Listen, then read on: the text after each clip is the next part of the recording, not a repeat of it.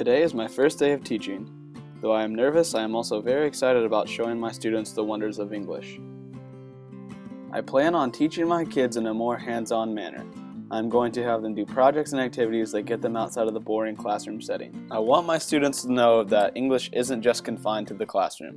I plan on taking my kids outside to learn, and with innovative lessons, my students will learn and enjoy more of their English.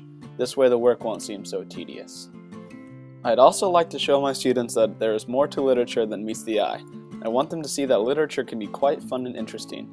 Through music, I can create a sense that helps my students learn better. Showing them music and English go hand in hand will have a better effect and make lessons more enjoyable. With today's technological advancements, such as videos, virtual tours, and other enhancing activities, my students will have the opportunity to explore in depth farther than anyone had ever imagined. I know that my students will make mistakes, and that's okay. I don't expect everyone to be the next Samuel Clemens, but I do expect the best work possible from each student. I want my students to know that failing is a part of life, you've just got to learn from it. As a teacher, I know the material isn't the only thing learned in school.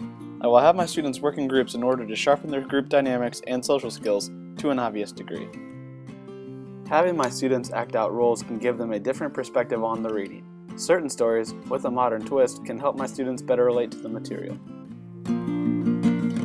Taking my students to a museum can get them outside the classroom and can be a very enhancing activity to let them explore the history and art behind the literature they're reading.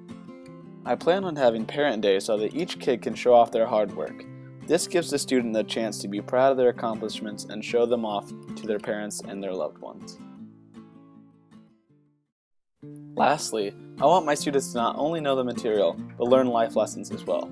As a teacher, it is my job to shape my students to be better prepared for the future. I hope that each one of my students leaves the class with something they can take through life.